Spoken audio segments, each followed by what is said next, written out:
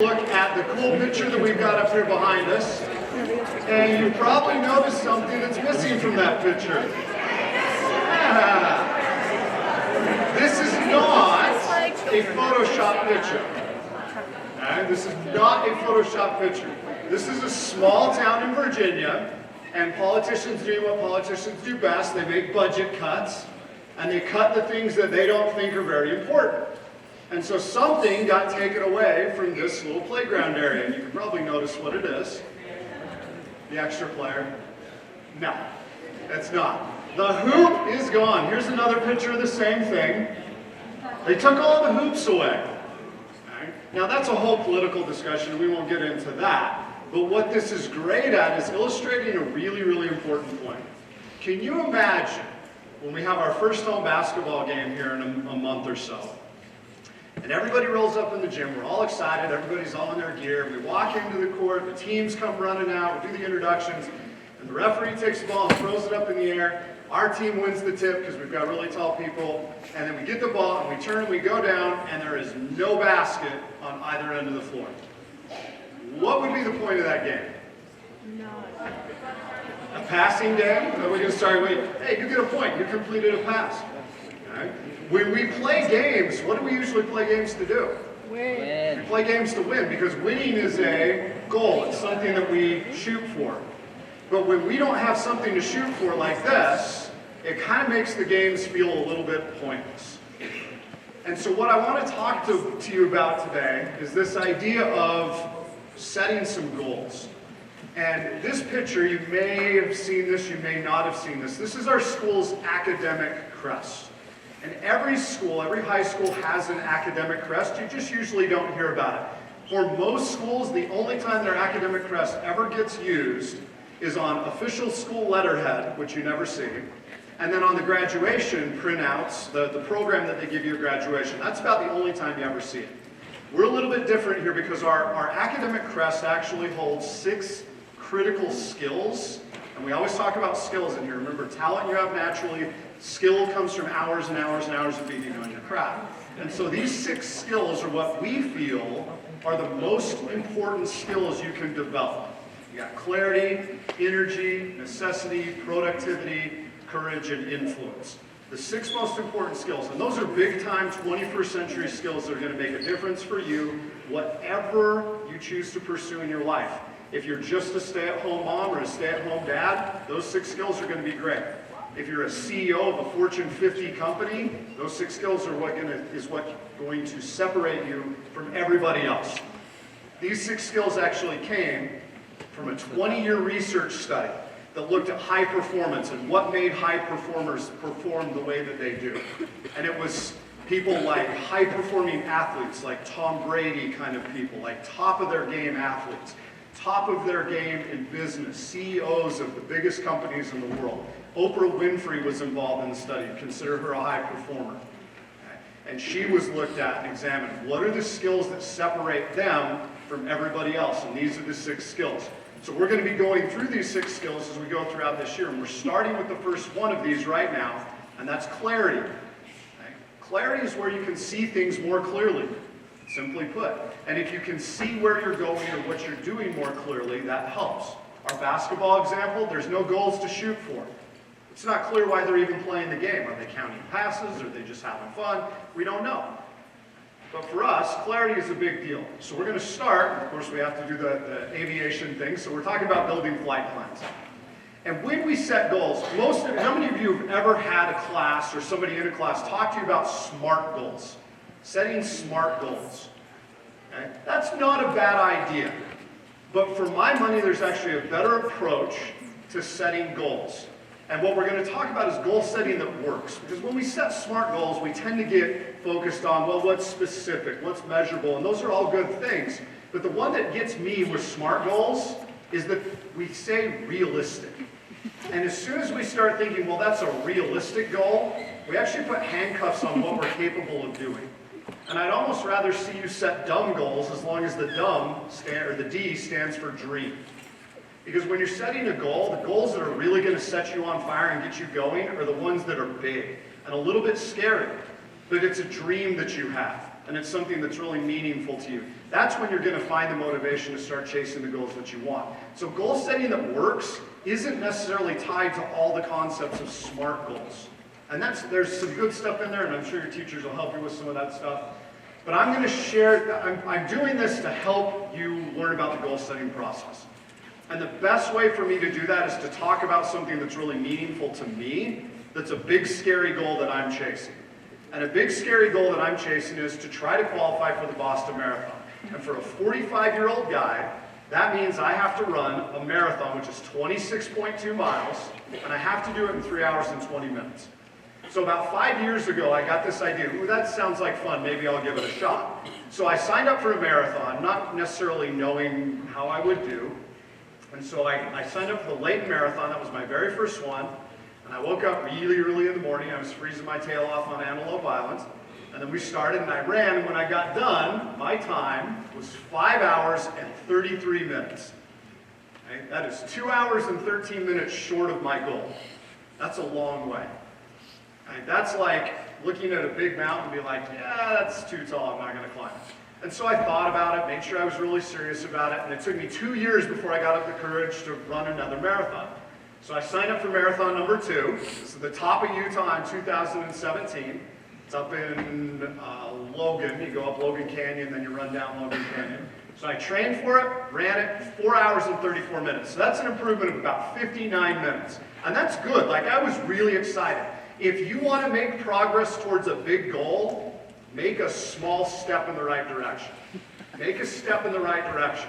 So I knew I wanted to run Boston. I knew I was 2 hours and 13 minutes away, but I set another goal, went and tried again, and I made some progress. That progress activates confidence inside of yourself. That progress activates competence. You feel like you're doing good, and that's a big deal.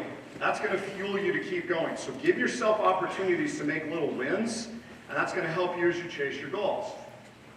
But I'm still an hour and 14 minutes away from getting what I want. But I made some progress, so I get really excited about it. And for my third marathon, I signed up, or I applied to run in one of the world major marathons. These are 6 major marathons, like Berlin, Tokyo, London, New York, Chicago's one of them. So I applied to go and run the Chicago Marathon, and I got really lucky and my name got pulled out. So I get to run the Chicago Marathon. I thought, this is it. I'm going to go do it. I'm going to train really hard. So I made a really aggressive training schedule, and I started getting after it.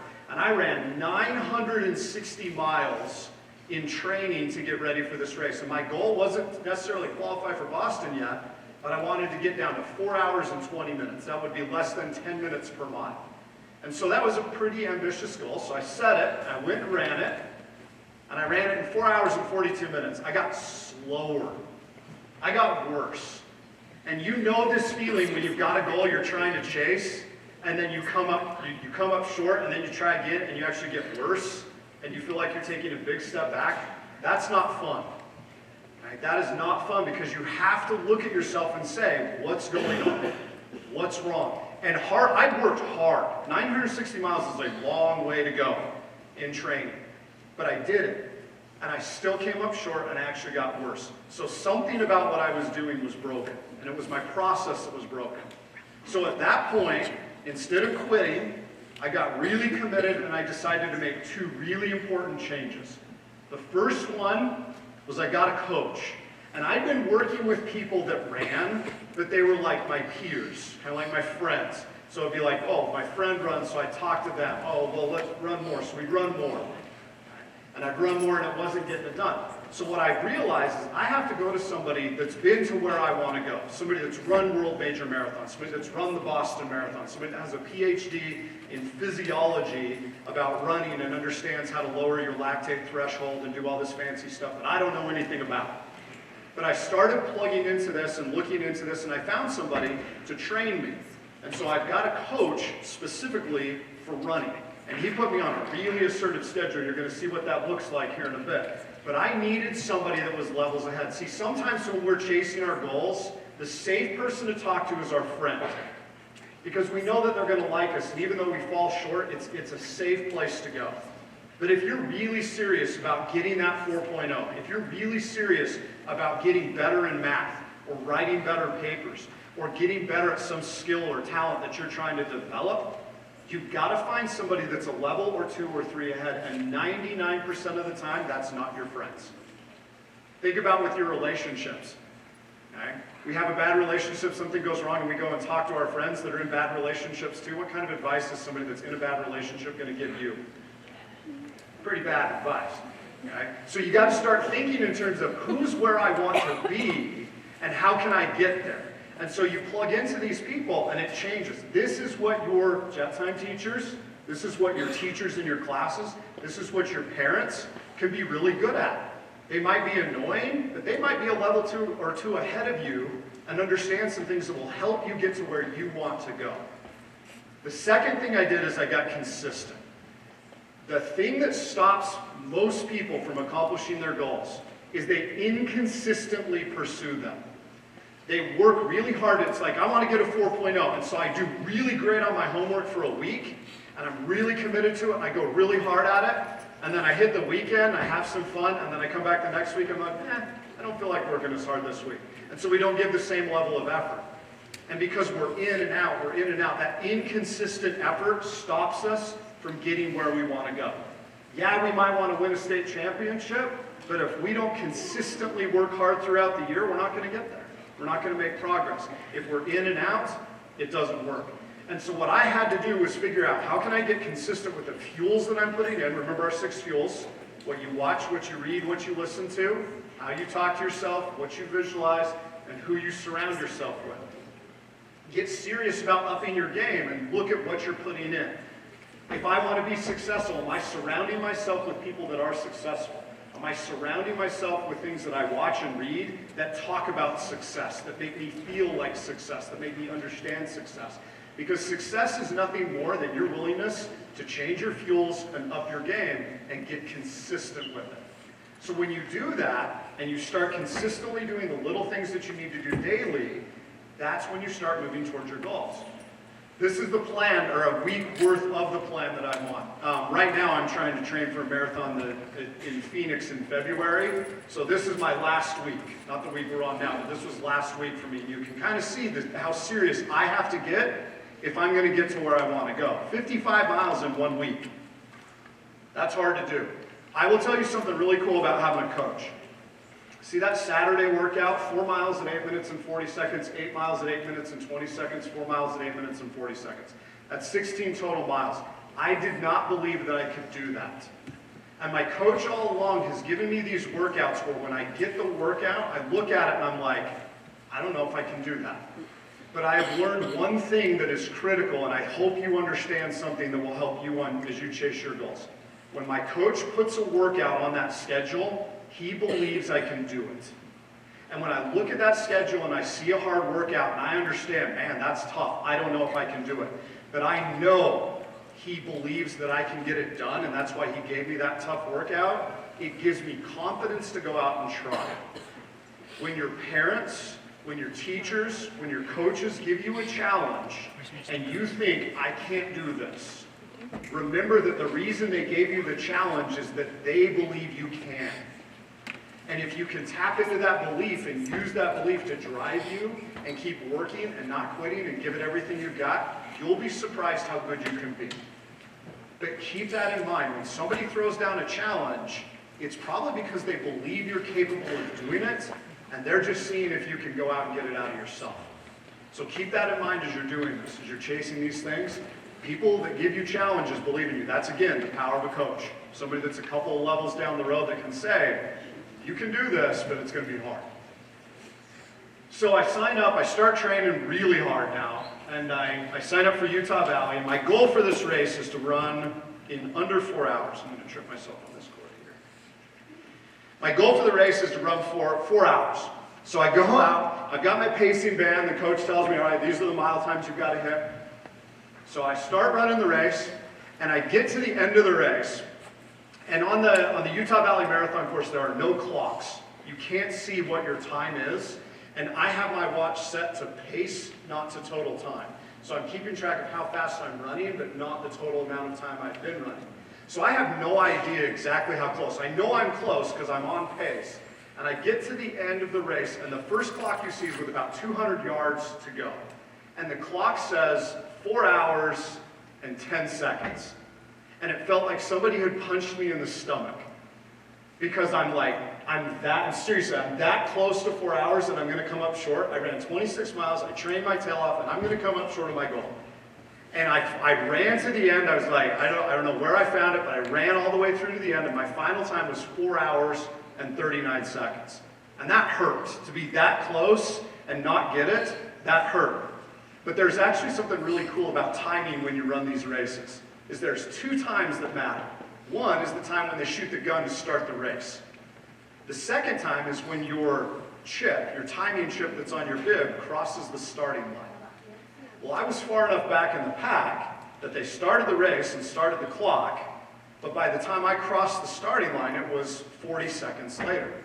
So instead of my official time being 4 hours and 39 seconds, my official time was 3 hours, 59 minutes, and 59 seconds. By 1 second, I had accomplished my goal of going under 4 hours. Now, I want to tell you something that's really cool about this story. When you set a goal and you chase it as hard as you can, fate and luck work in your favor. Because luck, people talk about luck, you make your own luck. Successful people understand that luck is not something that happens to you. Successful people understand that luck is something you create. And you create it by working hard when nobody else is watching, and that's when good things happen to you. So some people look at it and say, oh, it's lucky you picked up those 40 seconds. And yeah, it is a little bit lucky. But I made that luck by training, by listening to my coach, by giving it everything I've got. When you do those things, luck starts to happen to you. But you've got to stay consistent, and you've got to work really hard to make those things happen. So that was a great experience. 43 minutes improvement over my Chicago time. I broke 4 hours, so now I go for number 5. Now it gets really hard to improve time. So this is just earlier this month. I ran down to St. George, ran in 3 hours and 51 minutes and 9 seconds. So we're moving in the right direction. I'm now 31 minutes away from qualifying for Boston, and I'm going to chase it like I'm getting paid to do it. Okay? The coolest thing about this is I felt great when I crossed the finish line. First time I've ever done that in a marathon. You run 26 miles, you're pretty beat by the time you get to the end. But for the first time I crossed the finish line, and I'm like, I think I can run another mile or 2. Okay? Now that might just be the adrenaline talking, but I felt good enough to go out and run another mile or 2. So this is right there at the finish line. Okay? And yes, that smile is genuine because I was like, I can't believe I feel this good. One of the things that helps you on your goals, and we've talked about surrounding yourself with the right people. This is my support staff. It's all the support staff I need. This is my wife. And she believes that I can do this, and she supports me as I do this. She feeds me well. She supports and doesn't laugh at me when I go out for 13-mile runs at 4 o'clock in the morning. Okay? She cheers me on, and I love that. You need people like this in your life. By the way, she's here today. She loves it when I embarrass her. Stand up. She won't stand up.